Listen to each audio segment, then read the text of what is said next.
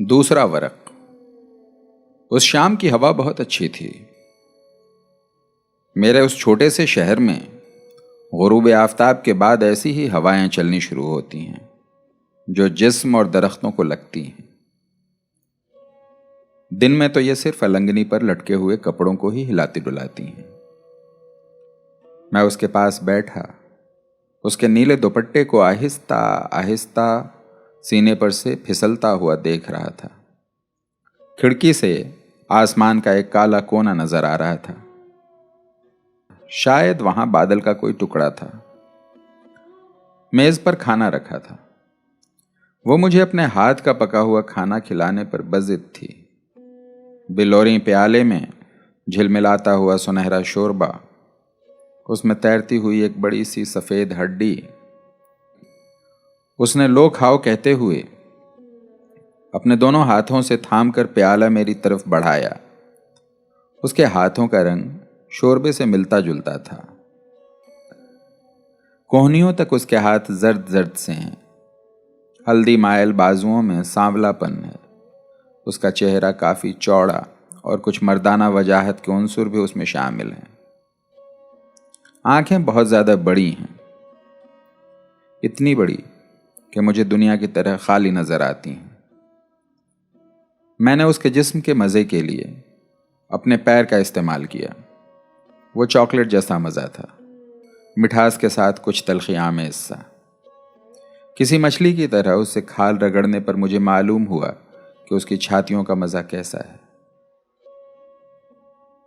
میں نے کوئی کام سیدھا نہیں کیا۔ کتوں اور سانپوں کی زبان میں ذائقے کے خلیے نہیں ہوتے۔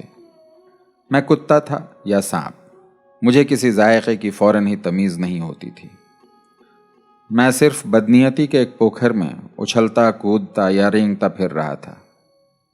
لو کھاؤ کہتے ہوئے جب اس نے مجھے اپنی بڑی بڑی خالی آنکھوں سے میری طرف دیکھا تو اچانک مجھے محسوس ہوا کہ وہ آ رہا ہے۔ میرے کان کی لویں گرم ہونے لگیں، ہاتھ پیروں میں سنسنی پھیلی، باہر چلنے والی ہوا رک گئی۔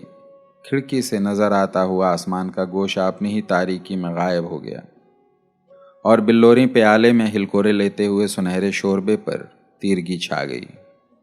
میں سمجھ گیا کہ اب مجھے چکر آنے والا ہے۔ میں نے گھبراہٹ میں کرسی کے دونوں ہتھوں کو مضبوطی سے پکڑ لیا۔ میں نے اپنے جوتے کھردرے فرش پر سختی سے جمائے، ایک جان لیوا بے چینی کا شکار ہوتے ہوئے مگر مسکراتے ہوئے میں نے اس کی آنکھوں کو غور سے دیکھا۔ ان خالی آنکھوں میں نہ جانے کہاں سے دو سفید نوکدار ہڈیاں آ کر بیٹھ گئی تھیں۔ وہ ان ہڈیوں کو احتیاط کے ساتھ اپنی آنکھوں میں سنبھالے سنبھالے اٹھی اور وہاں سے باہر چلی گئی۔ مجھے ایسا لگا جیسے کوئی چھوٹی سی پتلی ندی تھی جو اچانک بل کھاتی ہوئی اپنے ہی کناروں سے بلند ہوتے ہوئے کوہرے اور دھند میں کہیں غائب ہو جاتی ہے۔ میرے سارے بدن پر ٹھنڈا پسینہ آ کر رینگنے لگا۔ میں نے اپنی قمیض کے اندر ناک جھکائی اور سونگھا۔ وہی پرانی خون کی بو تھی۔ ساری دنیا ایک دم پھر سے اجاڑ، ویران اور خالی ہو گئی۔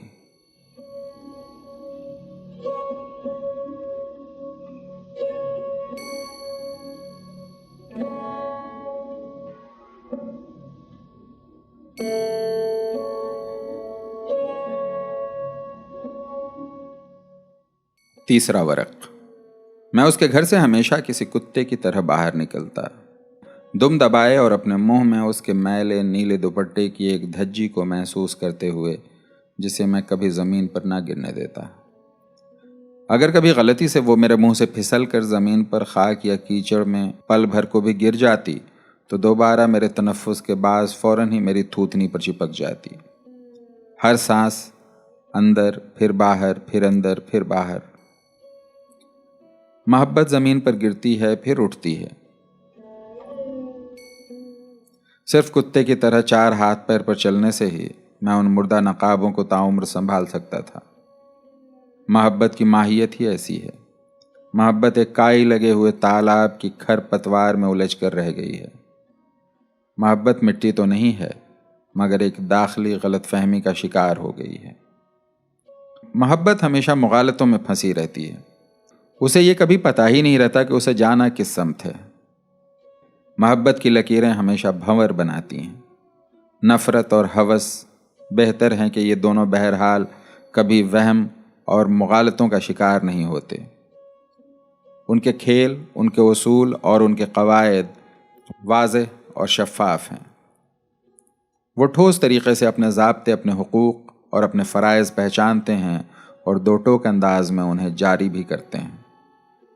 بس محبت ہی ہے جو ہمیشہ شکوک میں گرفتار رہتی ہے اور خوف سے بھیگی بھیگی بھی۔ اس لیے اس مایوسی اور واہیات زمین پر یہ صرف تمہارا تنفس ہی تو ہے اور تمہارے پھیپھڑے ہی تو ہیں جو نہ صرف جیے جانے کا جواز پیش کرتے ہیں بلکہ دنیا کی بے شرمی کا مقابلہ بھی زیادہ بڑی بے شرمی کے ساتھ کرتے ہیں۔ مگر اس شام میں اس کے گھر سے دو پیروں پر چلتے ہوئے ایک ذلیل سور کی مانند باہر نکلا۔ میں نے اس کی آنکھوں میں دو سفید نکیلی ہڈیاں صاف صاف دیکھ لی تھیں، اور یہ بھی کہ پسینے سے بھیگے اپنے سینے کے بائیں طرف ٹھیک میرا دل ہی ان ہڈیوں کی زد پر تھا۔ ان ہڈیوں سے اپنے دل کو بچانا مشکل تھا۔ خوف کے مارے ان سے بچنے کے لیے میں نے اپنی طوطا چشم آنکھوں پر سور کے 2-3 بال لگا لیے جو ان مواقع کے لیے اکثر میری جیب میں پڑے رہتے ہیں۔ میں تاریک گلیوں میں دیواروں کا سہارا لے کر چلا۔ میرے پاؤں ڈگمگا رہے تھے۔ اپنا وجود مجھے اپنی ہی پیٹھ پر جیسے کسی گڑی ہوئی کیل سے ٹنگا ہوا محسوس ہوا۔ وہ ہلتا ہے اور ہوا میں آہستہ آہستہ کانپتا ہے، دکھ کی ایک میلی نیلی قمیض کی طرح جس کی جیب میں محبت کی خاطر چرایا ہوا میٹھا بسکٹ چورا چورا ہو گیا ہو۔ مجھے یہ بسکٹ کسے کھلانا تھا؟ مجھے اس رشتے کی کڑواہٹ کا احساس بعد میں ہوا، جس طرح زبان کے آخری حصے پر پہنچ کر ہی کڑوی چیز کا احساس ہوتا ہے۔ اس بسکٹ کی معمولی اور بے ضرر مٹھاس محبت کے کڑوے پن کو ختم نہیں کر سکتی تھی۔ اپنے پسینے میں جھومتا ہوا میں آگ ہی کے گہرے سمندر میں ڈوبنے لگا۔ میری ہمزاد خودکشی نے آہستہ سے میرے کان میں سرگوشی کی۔ وہ بڑے بڑے مواقع پر اسی طرح میرے کان میں سرگوشی کرتی ہے، جس طرح روما کے شہنشاہوں کے سر پر تاج رکھتے وقت چند خاص غلاموں کے فرائض منصبی میں یہ شامل تھا کہ وہ شہنشاہ کے کان میں آہستہ سے یہ کہیں کہ یہ سب ہمیشہ نہیں رہے گا۔ خودکشی نے مجھے ادھر دو گزرتی ہوئی ریل گاڑیوں کی اداس اور دھواں زدہ سیٹی کی طرف متوجہ کیا۔ آؤ ریل سے کٹتے ہیں۔ میں اس کی بات مان کر اس طرف چلنے بھی لگا جہاں سے شہر کی سرحدیں ختم ہو جاتی ہیں اور ایک ریلوے لائن گزرتی ہے۔ میں خود بھی اس امر کا قائل ہوں کہ خودکشی کے لیے ریل کی پٹری پر آ کر کھڑے ہو جانے سے بہتر اور کچھ نہیں ہے۔ ندی یا کنویں میں چھلانگ لگانا، بلیڈ یا چاقو کا استعمال کرنا، گلے میں پھندا ڈالنا یا نیند کی گولیاں کھانا خودکشی کی شان اور اس کی ماہیت کے خلاف باتیں ہیں۔ یہ تو بس ایک طرح کی سفیہانہ حرکتیں ہیں۔ بات دراصل یہ ہے کہ خودکشی کو بھی سب کچھ ٹکڑے ٹکڑے ہوتے ہوئے دیکھنے سے مسرت ملتی ہے، جس طرح خالق کائنات کو کائنات کے ٹکڑے ٹکڑے کرنے سے ہی طمانیت حاصل ہوتی ہے، اور جیسا کہ لوگ کہتے ہیں کہ ایک دن پھر وہ اس کائنات کو پرزے پرزے کر کے ہوا میں بکھیر دے گا۔ اور میں تو ذاتی طور پر بھی یہ سوچتا ہوں کہ مسافروں سے بھری ہوئی ریل گاڑی جب انتہائی تیز رفتاری کے ساتھ اپنے سفر کے ساتھ اپنی منزل کی طرف گامزن ہے، اس وقت آپ کا ٹھہرا ہوا، رکا ہوا، ساکت و جامد جسم ریل کی پٹری پر اس تیز رفتار ریل گاڑی سے ٹکراتا ہے۔ ڈبوں میں بیٹھے ہوئے یا سوئے ہوئے مسافروں کی رفتار میں باہر سے پھینکے گئے ایک پتھر کی طرح شامل ہوتا ہے۔ انہیں بہت پیچھے چھوڑتے ہوئے، ان کے سفر کو بے معنی بناتے ہوئے ایک ہی لمحے میں اس منزل تک پہنچ جاتا ہے جہاں وہ بیچارے نہ جانے کب پہنچیں گے۔ اس لیے ریل کی پٹری پر آ کر بیٹھ جانا ایک کارنیوال ہے، خودکشی کا ایک جشن، در حال ہے کہ دوسرے طریقوں میں بس آپ کا اپنا سڑا بسا اکیلا جسم ہی وہاں رہتا ہے۔ میں خودکشی کے دوسرے تمام طریقوں پر لعنت بھیجتا ہوں، مگر افسوس کہ میں اس راستے پر اور آگے نہیں گیا۔ مجھے وہ پگڈنڈی ہی نظر نہیں آئی جو شہر کے پار ریل کی پٹری تک جا کر ختم ہوتی ہے۔ शायद ये इसलिए हुआ कि कुछ तो उस रात अंधेरा ज़्यादा था और कुछ मेरी आँखों को सूअर के बेगैरत बालों ने भी ढक रखा था।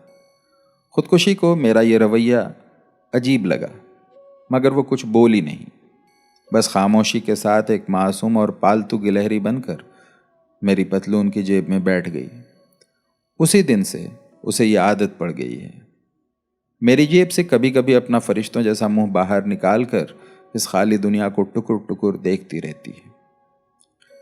रेल की पटरी से अपनी पीठ करते हुए घर वापस आते हुए मैंने अपने मुंह में दबी हुई नीले दुपट्टे की कतरन को कमजोर और पतली महसूस किया। वो मेरे मुंह में घुल रही थी, एक जहर की तरह। क्या मेरे होंठ नीले पड़ गए हैं?